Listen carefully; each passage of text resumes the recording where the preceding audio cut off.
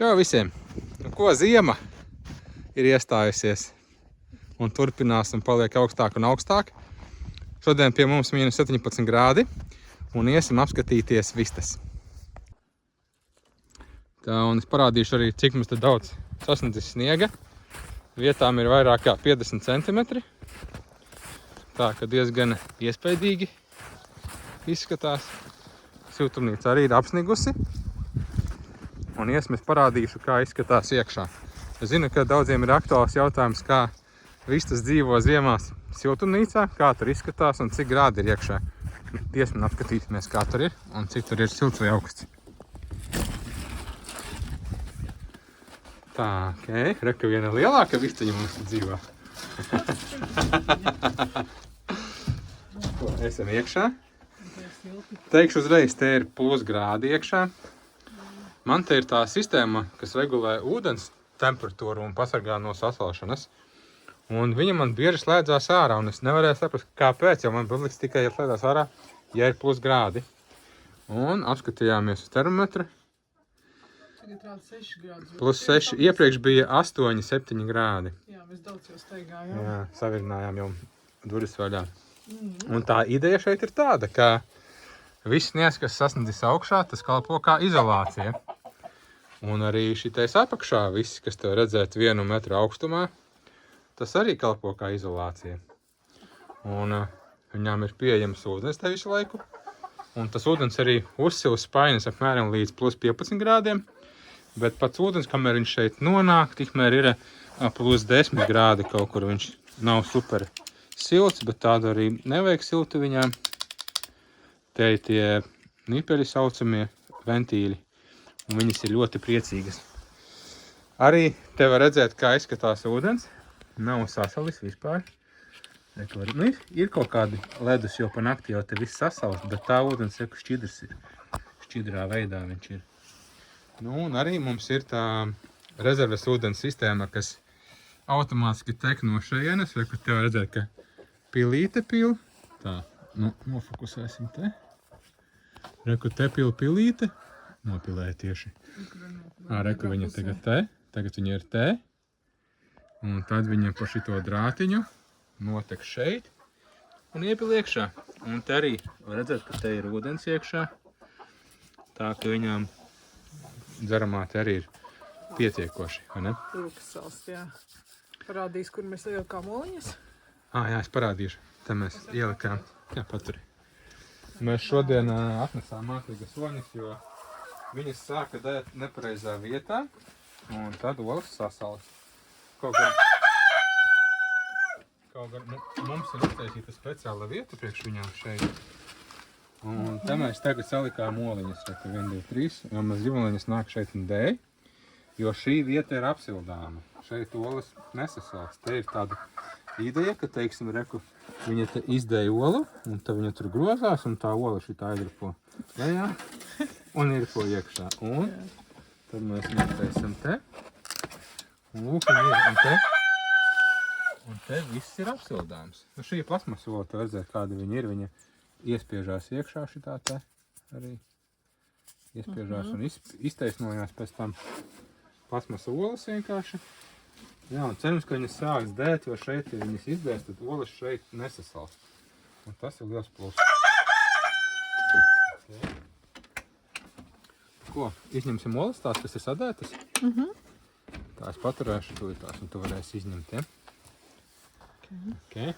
Es tikmēr vēl parādīšu, kamēr tu lasi olas, es parādīšu apkārt te, kā izskatās mums ar to sniegu. Viņām ļoti garšo sniegs.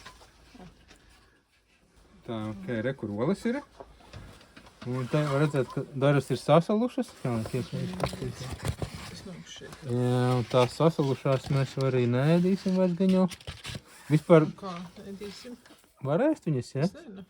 Vai nu suncim iedot? Jo, reku, ieplīsus ola. Sunīti priecāsies. Sunītim iedosim, jā. Un tās, kas ir šodien dētas, tās ir viss ok. Jā, bet redzi, dažas ir zilākas olas un dažas ir zaļākas. Un tās zaļākās ir tai brūnai vistiņiem, man liekas, ka ne? Tādas brunganīgas. Iespējams. Tā, jā, dažas saplīsas riktīgi. Un nedēļas sadāts. tā diezgan. Jā.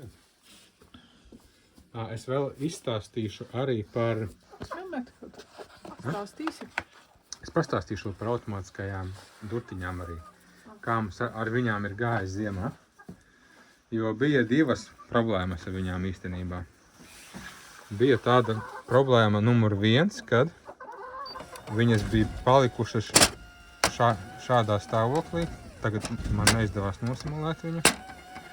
Bet viņas bija iesprūdušas tā, ka vistas netika ārā, bija apmēram šī tik augsta.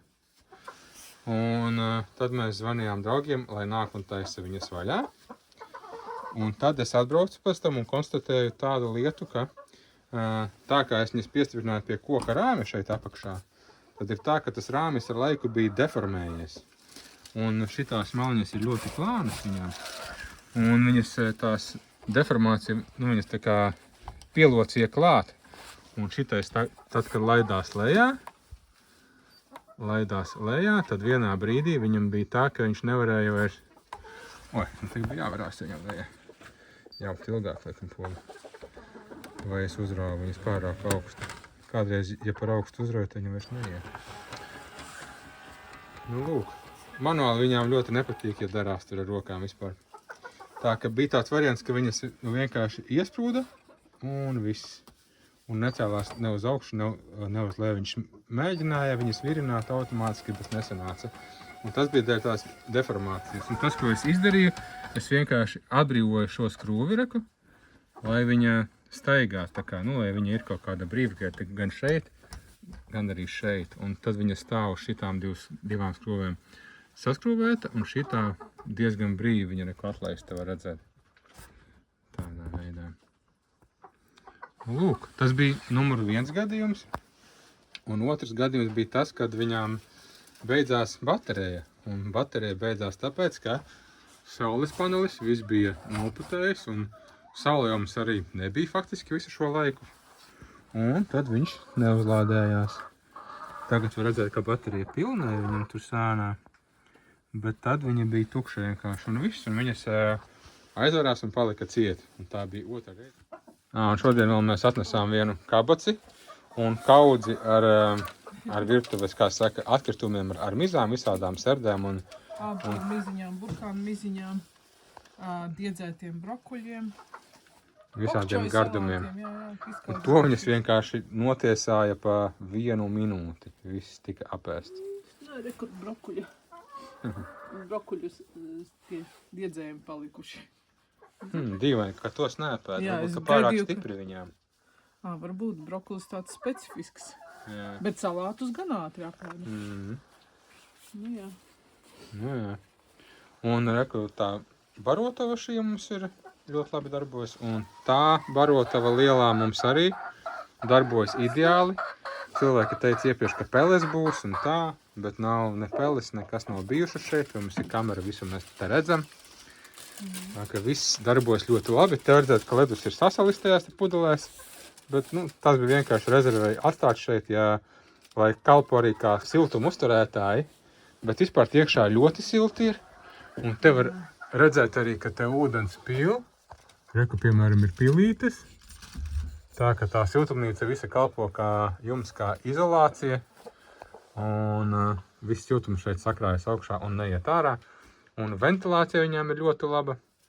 Tā kā superīgi. Un tas, ko mēs darām, reizi nedēļā mēs nomainam viņam pakaišus. Nevis nomainam, bet ieliekam iekšā jaunus klāt. Jo tādā veidā viņiem veidojas tā dziļā pakaišu sistēma. Un viņām arī ir siltāk. Un tai mājiņai ir ventilācija diezgan laba. Šī jau pati plēve ir elpojoša, plus te ir augšā caurumi. Plus te ir sprauga vēl ap centimetru. Tā ka vistām te ir ļoti laba mājiņa. Tā ka tie, kas šaubās, vai var likt vistas ziemā siltumnīcā, jūs redzat, kā viss notiek. Bet tā ir augstuma izturīgā šķirne, ja sāksim ar to. Šķirne arī mums ir tāda, jā. Kas mīnus 36 grādi iztur. Jā, tā ka... Nav tās sekstītes tik lielas, un pēc, ka gailiņi cik maziņi ir. Jā, un vistām vispār nav.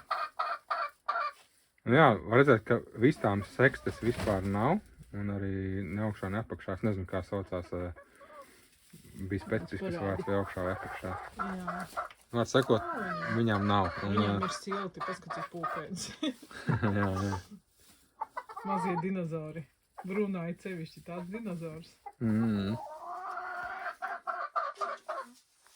Jā, tā ka vistas jūtas ļoti labi, un es gribētu, lai šogad ir kādu nakti -30 grādi un vairāk, un apskatīties, kā viņas jūtās. Ja jau tā šķirne piemērota ir tādiem augstumiem līdz -30 grādi un vairāk, tad es arī gribētu redzēt, lai esmu drošs, kad viss ir kārtībā. Nu, lūk, tas bija tāds mūsu mazais ieskatiņš, kā mums šobrīd iet, kā mums darbojās 7 soliņus. sistēma, 7 solis nedēļā ir ok.